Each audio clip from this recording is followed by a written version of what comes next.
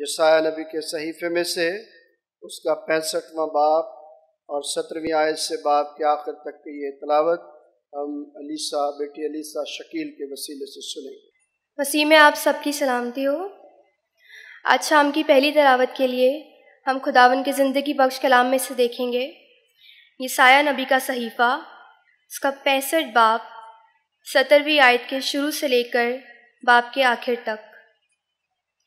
इसमें यूँ मरकूम है, क्योंकि देखो मैं नए आसमान और नई ज़मीन को पैदा करता हूँ और पहली चीज़ें का फिर जिक्र ना होगा और वो ख्याल में ना आएंगी, बल्कि तुम मेरी इस नई खलकत से अबदी खुशी और शादमानी करो। क्योंकि देखो मैं यरूशलेम को खुशी और उसके लोगों को खुरमी बनाऊंगा और मैं यरूशलेम से खुश और अपने लोगों से मसरूर होऊंगा और उसमें रोने की सदा और नाला की आवाज़ फिर कभी सुनाई ना देगी। फिर कभी वहाँ कोई ऐसा लड़का ना होगा जो कम उम्र रहे और ना कोई ऐसा बूढ़ा जो अपनी उम्र पूरी ना करे, क्योंकि लड़का 100 बरस का होकर मरेगा और जो गुनहगार 100 बरस का हो जाए मौलून होगा। वो घर बनाएंगे और उनमें बसेंगे, वो ताकिस्तान लगाएंगे और उनमें मेवे खाएंगे। ना कि वो बनाएं और दूसरा बसे, वो लगाएं और दूसरा खाए। क्योंकि मेरे बंदों के अयाम दरख्त के अयाम की मानंद होंगे और मेरे बरगज़ीदे अपने हाथों के काम से मुद्दतों तक फ़ायदा उठाएंगे। उनकी मेहनत बेसूद ना होगी और उनकी औलाद नागहान हलाक ना होगी, क्योंकि वो अपनी औलाद समेत खुदावन के मुबारक लोगों की नस्ल हैं। और यूँ होगा कि मैं उनके पुकारने से पहले जवाब दूँगा और वो हनूज़ कह चुके ना होंगे कि मैं सुन लूँगा। भेड़िया और बर्रा इकट्ठे चरेंगे और शेर बब्बर बैल की मानंद भूसा खाएगा और सांप की खुराक खाक होगी। वो मेरे तमाम कोहे मुक़द्दस पर ना ज़रर पहुँचाएंगे ना हलाक करेंगे। खुदावन फरमाता है। खुदावन के कलाम के सुने और पढ़े जाने पर खुदावन की बरकत हो। आमीन। वक्त है कि हम कलाम मुक़द्दस में से आज की दूसरी तलावत करें और सुने। मेरी गुजारिश है मिसेस नरगिस पतरस से कि वो दूसरी तलावत में हमारी रहनुमाई करें। अंजील मुक़द्दस में से हमारे लिए आज की दूसरी तलावत मुक़द्दस यूहन्ना की अंजील, उसका 20वां बाब और उसकी पहली 10 आयत। मुक़द्दस यूहन्ना की अंजील, उसका 20वां बाब, उसकी पहली 10 आयत। अंजील मुक़द्दस में यूं मरकूम है, हफ्ते के पहले दिन मरियम मैगदलीनी ऐसे तड़के कि अभी अंधेरा ही था कब्र पर आई और पत्थर को कब्र से हटा हुआ देखा। बस वो शमौन पतरस और उस दूसरे शागिर्द के पास जिसे यस्सु अजीज रखता था दौड़ी हुई गई और उनसे कहा कि खुदावन को कब्र से निकाल कर ले गए और हमें मालूम नहीं कि उसे कहाँ रख दिया। बस पतरस और वो दूसरा शागिर्द निकलकर कब्र की तरफ चले और दोनों साथ साथ दौड़े, मगर वो दूसरा शागिर्द पतरस से आगे बढ़कर कब्र पर पहले पहुंचा। उसने झुककर नजर की और सूती कपड़े पड़े हुए देखे, मगर अंदर ना गया। शमौन पतरस उसके पीछे पीछे पहुंचा और उसने कब्र के अंदर जाकर देखा कि सूती कपड़े पड़े हैं और वो रुमाल जो उसके सर से बंधा हुआ था सूती कपड़ों के साथ नहीं बल्कि लिपटा हुआ एक जगह अलग पड़ा है। उस पर दूसरा शागिर्द भी जो पहले कब्र पर आया था अंदर गया और उसने देखकर यकीन किया, क्योंकि वो अब तक उस नविश्ते को ना जानते थे जिसके मुताबिक उसका मुर्दों में से जी उठना जरूर था। بس یہ شاگرد اپنے گھر کو واپس گئے۔ انجیل مقدس کے پڑھے اور سنے جانے پر خداوند کی برکت ہو، آمین۔ خدا کا شکر ہو۔ خداوند کا شکر کرتے ہیں کہ ان تمام ایام کو جو روزوں سے وابستہ رہے، خداوند کے فضل سے بڑی خوش اسلوبی کے ساتھ تمام خدمت گزاروں نے گزارے۔ جو جس کو خداوند نے دیا اسی کے مطابق اس سے کام بھی خداوند نے لیا۔ کبھی کبھی میں سوچتا ہوں کہ میں یہ جملہ کس حد تک اپنی زندگی میں محسوس کرتا ہوں اور اس کی سچائی میری زندگی میں کتنی ہے، کہ میں خدمت کرتا ہوں یا مجھ سے خدمت لی جاتی ہے۔ جب میں نے اس بات پر غور کیا تو بہت ساری باتوں سے پردہ اٹھنا شروع ہوا کہ میں اپنے تئیں کچھ بھی نہیں ہوں، سب کچھ مجھ پر، میرے گھرانے پر، میرے خداوند یسوع مسیح کا فضل ہے۔ میں اپنے تئیں کوئی حقیقت نہیں رکھتا، اس لیے میں اپنی زندگی میں کبھی بھی اس بات کو اس انداز سے پیش نہ کروں کہ میں یہ کہوں کہ میں خدمت کرتا ہوں، بلکہ یہ کہوں کہ مجھ سے خدمت لی جاتی ہے اور لینے والا میرا منجی ہے، میری جان کا لنگر، میری چھپنے کی جگہ، میرا محکم کلہ ہے، اور وہ میرا یسوع ہے جس نے اپنا خون دے کر مجھے چنا تاکہ میں اس کی خدمت کو آگے اسی کے وسیلے سے بڑھا سکوں۔ جہاں پر میں اس بات کو محسوس کرتے ہوئے آگے بڑھنا چاہتا ہوں تو خداوند یسوع مسیح نے ایک بات کہی تھی جو مجھے اس بات کو سمجھنے کے لیے کلام کی رہنمائی سے ملی۔ خداوند یسوع مسیح نے کہا کہ باپ جو مجھے کہتا ہے میں وہ کرتا ہوں، میں اپنے تئیں کچھ بھی نہیں کرتا، باپ مجھے جو کہتا ہے میں وہ کرتا ہوں۔ اور جب ہم نے گڈ فرائیڈے کو چھٹے کلمے کو سنا کہ تمام ہوا، تو اس بات کی نشاندہی تھی کہ جو کچھ خدا باپ نے اسے کرنے کے لیے دیا اس نے اسے کیا، اور کرنے کے بعد یہ کہا کہ تمام ہوا، اور پھر کہا کہ میں اپنی روح تیرے ہاتھوں میں سونپتا ہوں۔ اب روح تو ہاتھوں میں سونپ دی گئی، اور اس سارے منصوبے کو بنانے والے بھی بہت سارے تھے۔ اگر میں ڈیوائیڈ کروں ان کو صرف تو دو حصوں میں تقسیم کر سکتا ہوں۔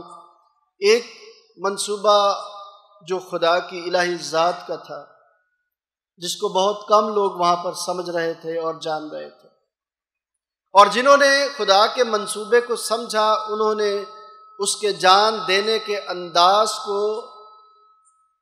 دیکھا تو اقرار کیا کہ واقعی یہ خدا کا بیٹا ہے۔ ایک وہ تھے جو اپنے منصوبے کے ساتھ چلے جا رہے تھے۔ اگر آج کے دن کی مناسبت سے ہم دیکھیں اور آپ اس ماڈل کو دیکھیں تو ماڈل کے ساتھ جو قبر بنی ہوئی ہے اس پر ایک گول دائرے کا ایک پتھر بھی جو ہے اس کو بھی بنا کے ساتھ رکھا گیا ہے۔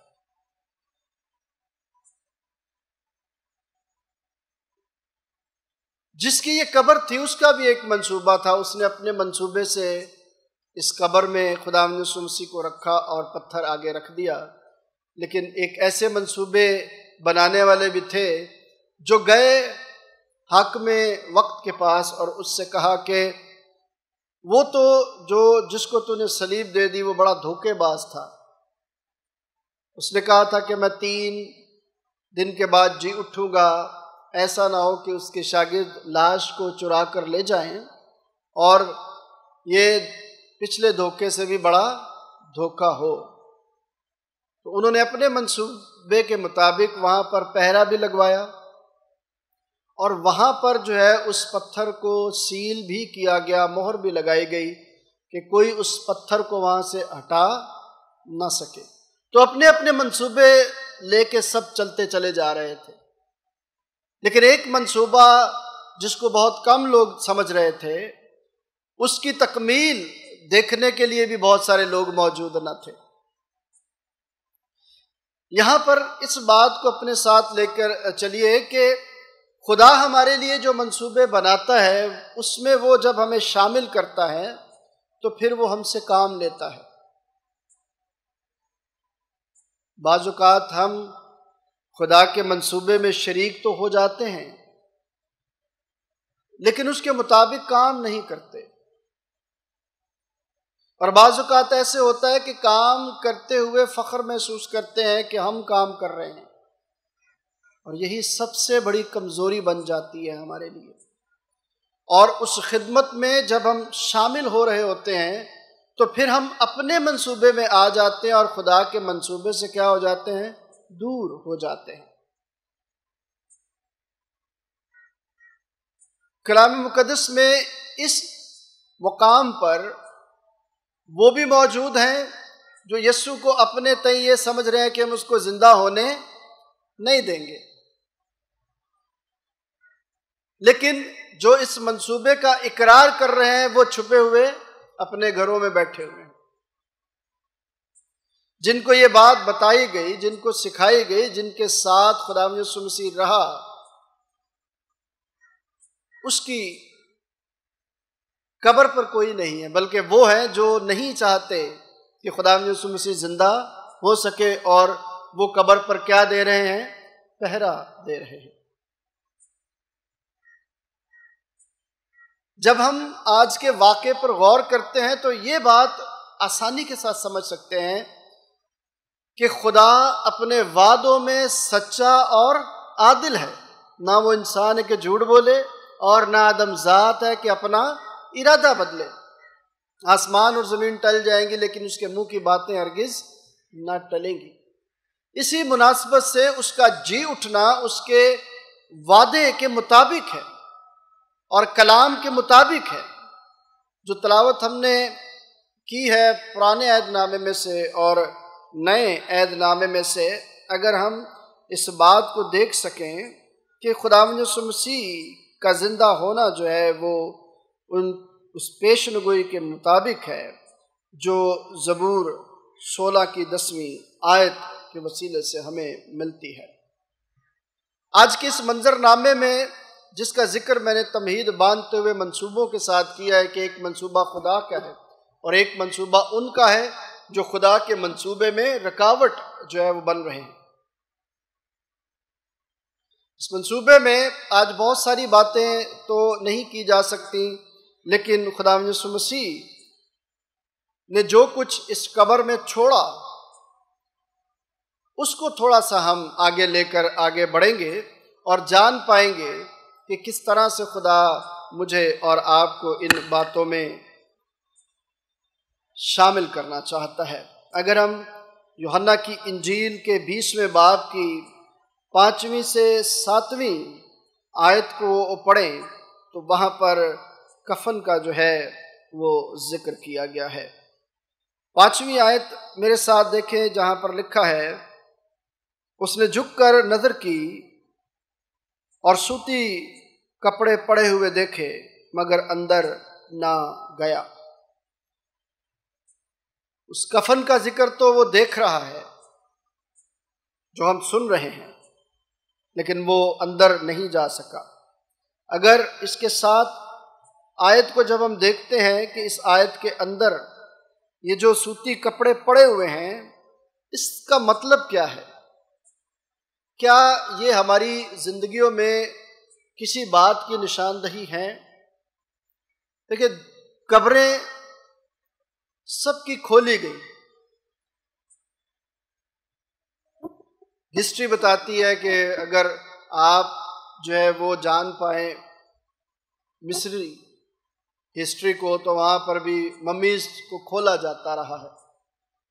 دنیا کی یہ واحد قبر ہے جسے کسی انسان نے نہیں کھولا، بلکہ جو اس کے اندر تھا اسی نے جو ہے وہ اپنے آپ کو ظاہر کیا، اور فرشتگان کے وسیلے سے ہم یہ جانتے ہیں کہ وہاں پر جو پتھر لڑکا تھا وہاں پر فرشتے گواہی کے لیے موجود تھے۔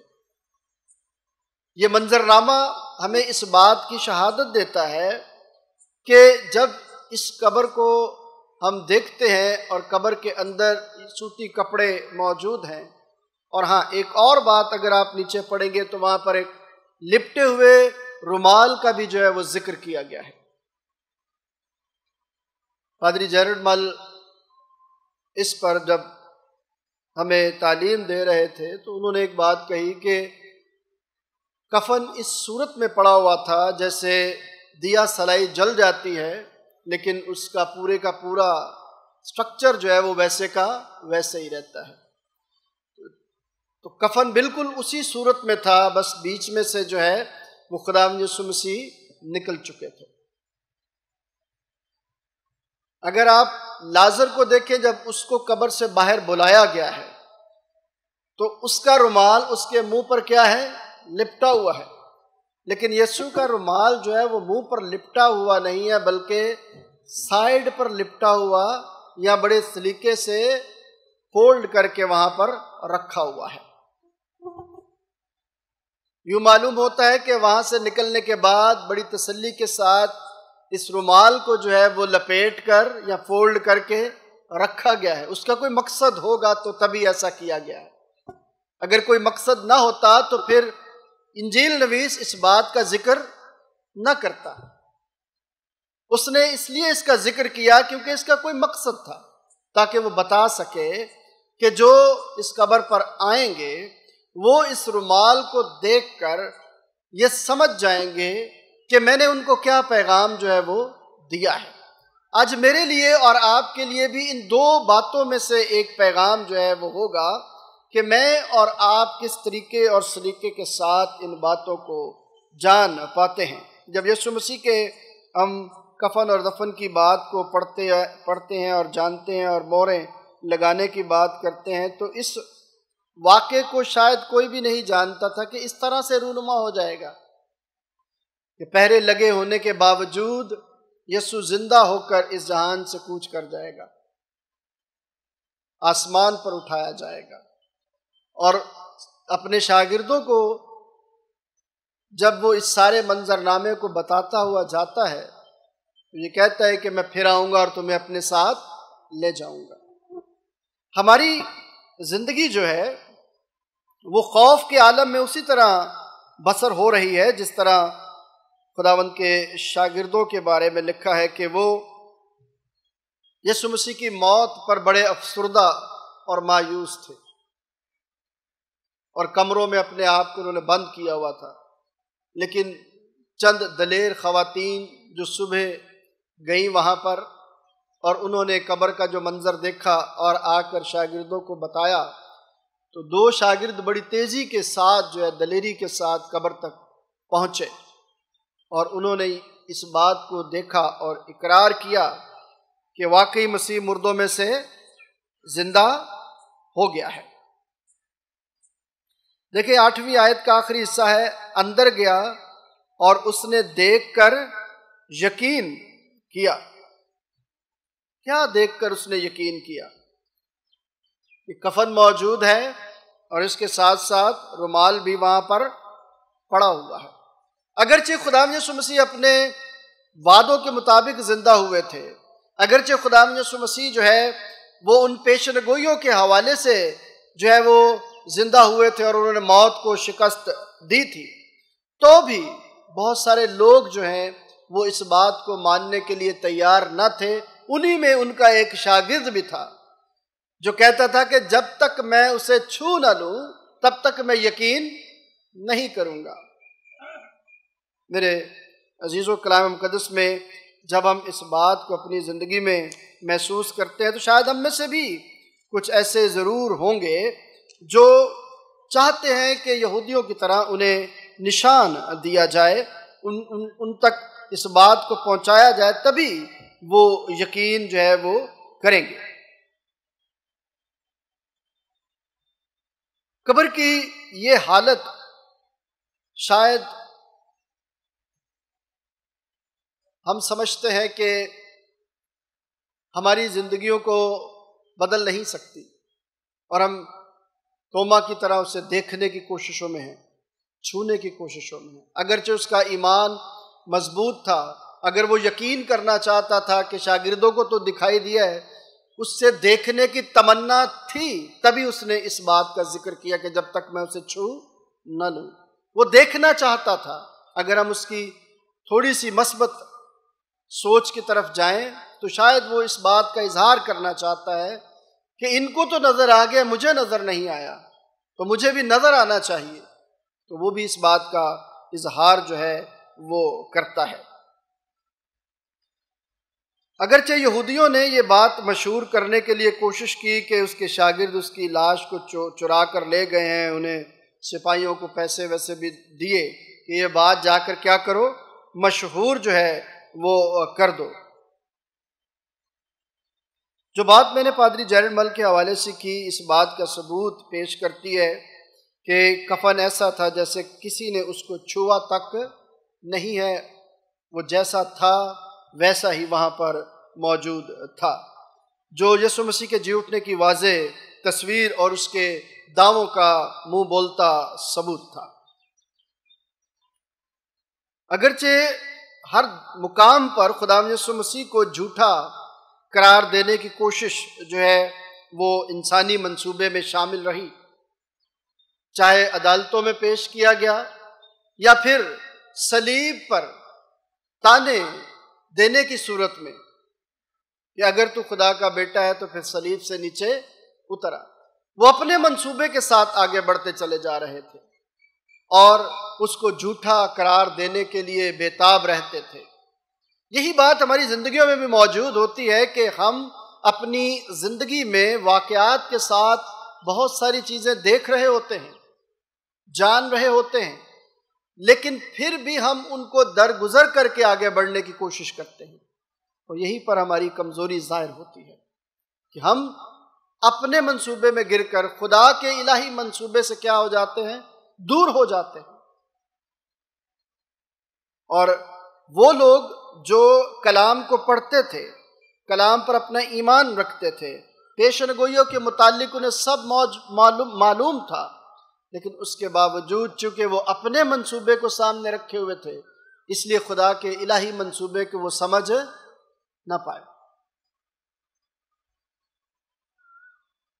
5ویں آیت اس بات کا بھی ہمیں جو ہے وہ ثبوت دیتی ہے کہ یسوع مسیح جو ہے وہ جی اٹھا ہے، اور تقریباً 35 مرتبہ نئے عہد نامے میں مسیح کے جی اٹھنے کا بیان پایا جاتا ہے، جیسے 2 کرنتھیوں اس کا 4 باب اس کی 14ویں آیت میں مقدس پولس فرماتے ہیں، کیونکہ ہم جانتے ہیں کہ جس نے خداوند یسوع کو مردوں میں سے زندہ کیا، وہ ہمیں بھی یسوع کے ساتھ زندہ کرے گا۔ بہت سارے مقامات پر مقدس پولس اس بات کا ذکر کرتے ہیں، لیکن جب بھی میں مقدس پولس کی فلپیوں کے خط میں جو آیت لکھی ہوئی ہے، اب میں زندہ نہ رہا بلکہ مسیح مجھ میں زندہ ہے، میں جب بھی اس کو پڑھتا ہوں تو مجھے اس بات کو آگے بڑھانے کا موقع ملتا ہے کہ خدمت میں نہیں کر رہا بلکہ خدمت خداوند مجھ سے لے رہا ہے۔ قبر کا پیغام بھی ہمارے لیے یہ ہے کہ اگرچہ پرسکون جگہ معلوم ہوتی ہے، لیکن دنیا کے لیے یہ مقام باعث ہلچل بن گیا۔ ان حلقوں میں افراتفری مچ گئی جہاں پر وہ یہ ثابت کرنے کی کوشش کر رہے تھے کہ یہ شخص کبھی بھی اپنے وعدوں کو پورا کرنے کے لائق نہیں ہے، لیکن جب یہ واقعہ رونما ہوا تو پھر بھی دبانے کی کوششوں میں وہ لگے رہے. لیکن خدا کے منصوبے کی تکمیل میں اگرچہ وہ رکاوٹ ڈالنے کی کوشش کر رہے تھے لیکن وہ کامیاب نہ ہوئے. یہاں پر بھی ہماری زندگیوں میں بھی ہم کبھی بھی کامیاب نہیں ہو سکتے اگر ہم اپنے منصوبوں کے مطابق آگے بڑھتے ہیں. جب ہم خدا کے منصوبوں کے ساتھ آگے بڑھتے ہیں تو خداوند ہماری زندگیوں کو بدلتا ہے. جب ہم آگے بڑھتے ہیں، اور میں نے شروع میں کہا کہ رومال کے لپٹے رہنے کا جو ذکر کیا گیا ہے، جہاں پر لکھا ہوا ہے کہ بلکہ لپٹا ہوا ایک الگ جگہ پر پڑا ہے، تو اس کا مقصد جو ہے وہ کیا ہے؟ بہت سارے لوگ بہت ساری جگہوں پر کھانا کھانے جاتے ہیں آج کے دور میں بھی، تو ٹیبل کے ساتھ جب آپ اپنی چیئر پر بیٹھتے ہیں تو آپ کو ایک نیپکن بھی ملتا ہے، اور اس نیپکن کا آپ استعمال مختلف انداز سے کرتے ہیں. کبھی آپ لیپ پہ ڈال کر اور کبھی آپ کالر کے ساتھ لگا کر اس کا استعمال کرتے ہیں. کھانے کے دوران اس کے کئی ایک استعمال تھے جو اس بات کی نشاندہی کرتے تھے کہ کھانا کھانا ہے یا کھانا ختم ہو چکا ہے یا ابھی انتظار کرنا ہے. یہ رومال کے وسیلے سے بھی پتہ جو ہے وہ چلتا ہے کہ کس طرح سے ہم اس کو آگے سیکھ سکتے ہیں اور لے جا سکتے ہیں. چند ایک باتیں جو اس دور کے حوالے سے تھی کہ جب کھانا کھانے والا جو ہے ایک طرف کھانا کھا کر رکھ دیتا تو اس کا مطلب یہ تھا کہ کھانا کھایا جا چکا ہے، اب وہ کھانا نہیں کھائے گا. مگر جب کھانے والا رومال کو سلیقے کے ساتھ رکھتا تو اس کا مطلب یہ تھا کہ ابھی کھانا کھانے والا کھانا کھائے گا. ابھی وہ اٹھا ہے لیکن اس نے اپنے رومال کو فولڈ کر کے جو رکھا ہے، اس کا مطلب ہے کہ ابھی اس نے فنش نہیں کیا، وہ دوبارہ آئے گا اور پھر سے شروع کرے گا. جب یہ والا سین وہاں پر موجود تھا تو شاگرد جب اندر گئے ہیں تو انہوں نے اس منظر کو دیکھا ہے تو انہیں یقین ہو گیا کہ یسوع زندہ ہو گیا ہے اور وہ ہمارے ساتھ آئے گا، جیسے اس نے ہم سے وعدہ کیا تھا کہ دیکھو میں بھائیوں سے جا کے کہو کہ میں تم سے پہلے کہاں پر ہوں؟ گلیل میں ان سے ملوں گا. تو کچھ چیزیں جو سمبلائز کی جاتی ہیں وہ ہمیں سمجھانے کے لیے کی جاتی ہیں کہ ہم ان باتوں کو سیکھ سکیں کہ ہمارے ارد گرد جو چیزیں موجود ہیں وہ ہمیں کیا پیغام دیتی ہیں. ایک عام مکاشفہ اور ایک خاص مکاشفہ ہے. عام مکاشفہ ہم سب ہیں، یہ دنیا کی تخلیق ہے جس سے ہم خدا کی کاریگری کو سمجھتے ہیں، اور خاص مکاشفہ اس کا لکھا ہوا کلام ہے جو بائبل مقدس کی صورت میں ہمارے درمیان موجود ہے. آج یہ ساری باتیں میں نے اس منظر نامے کے حوالے سے کی ہیں آپ سے. اب اس منظر نامے میں جو پیغام پوشیدہ ہے وہ ہماری زندگی میں کیا ہے؟ ہم اس کو کس طرح سے سمجھ سکتے ہیں؟ ہم اس پیغام کو کیسے اپنی زندگی میں جگہ دے سکتے ہیں؟ یا مجھے اور آپ کو کیا سکھایا جاتا ہے کہ آج کا یہ دن جو ہے، آج کا یہ جو وقت ہے، یہ موت کو شکست دینے کا وقت ہے اور زندگی کی فتح مندی کا وقت ہے.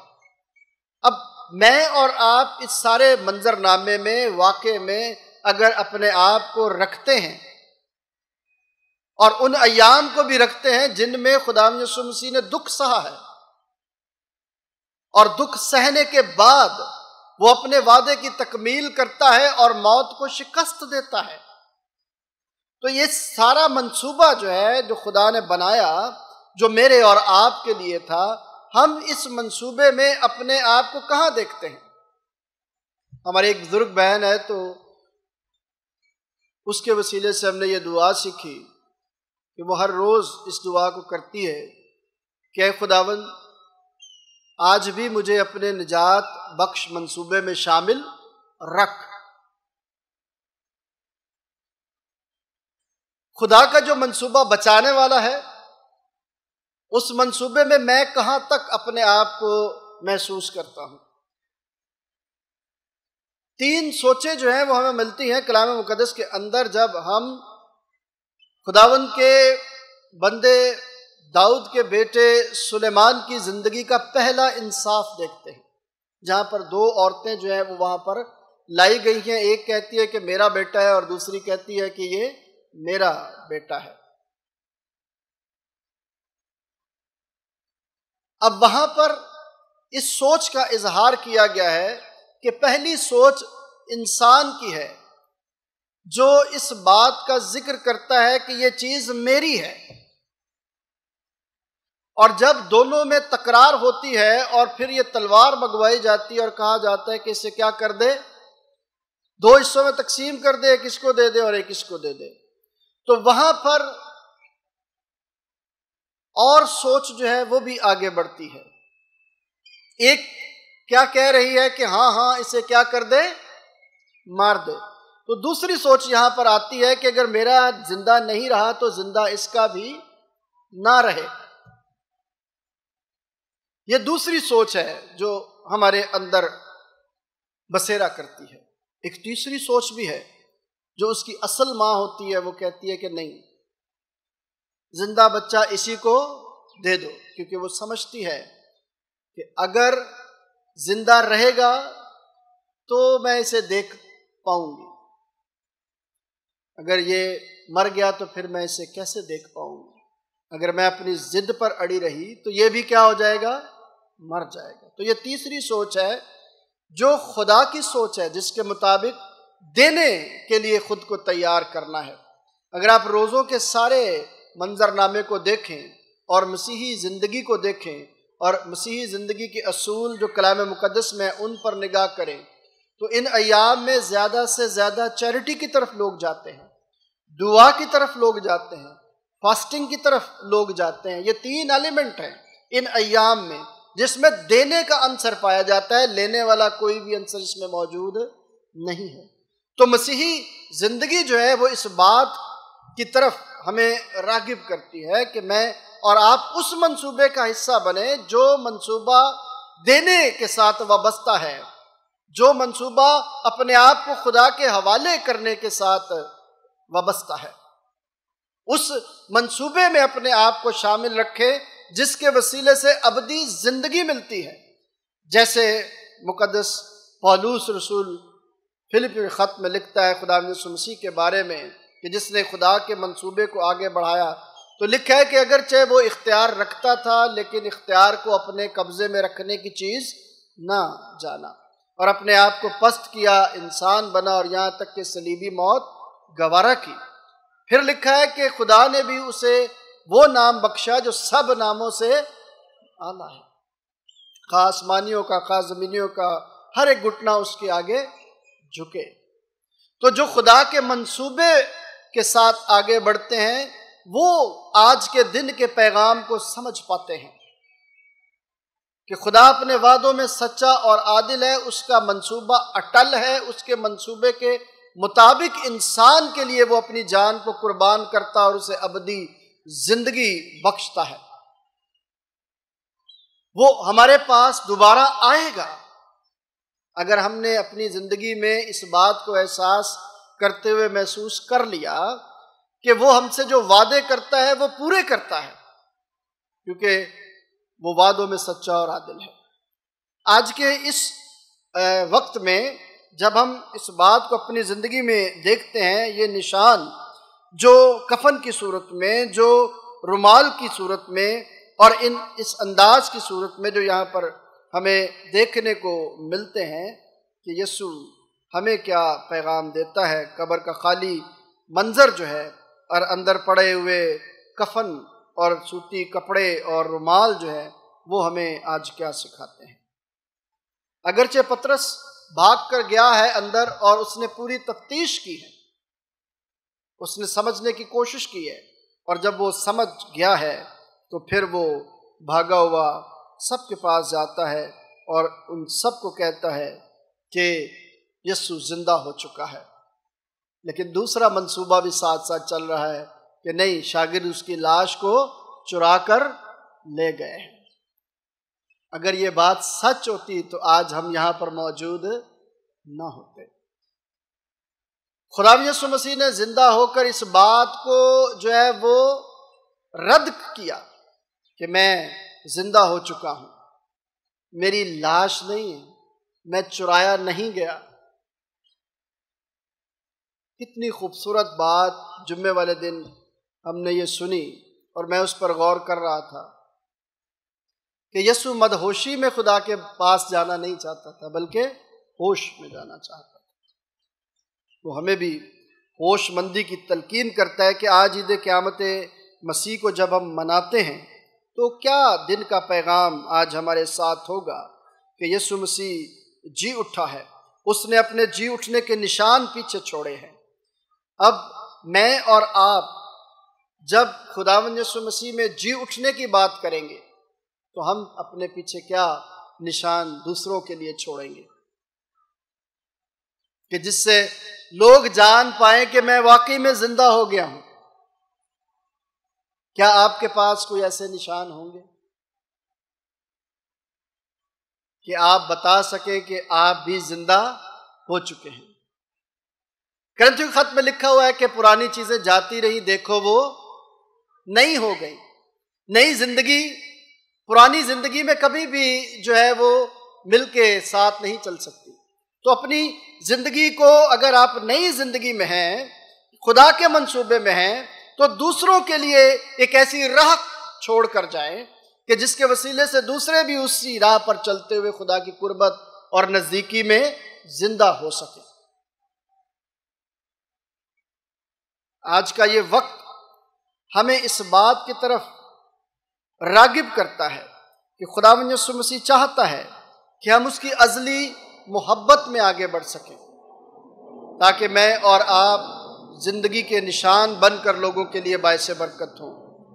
پولس کہتا ہے کہ ہم اس دنیا میں خدا کے ایلچی ہیں، اس کے امبیسڈر ہیں، اس کے سفیر ہیں۔ اگر ہم نے اپنے کردار کے وسیلے سے، ہم نے اپنے گفتار کے وسیلے سے، اپنے چال چلن کے وسیلے سے اس کو زندہ ثابت نہ کیا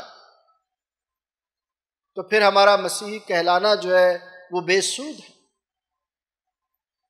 آج اس بات کو اپنے ساتھ لے کر جائیے، ان خوشیوں کو اس طور سے منائیے کہ میں نے اپنی زندگی میں دوسروں کے لیے مشعل راہ بننا ہے، میں نے اپنی زندگی میں دوسروں کے لیے یہ نشان چھوڑنا ہے کہ میں خدا کے منصوبے کا حصہ ہوں، اور آپ بھی خدا کے منصوبے کا حصہ بن سکتے ہیں۔ خداوند ایسا کرنے کی مجھے اور آپ سب کو توفیق عطا فرمائے۔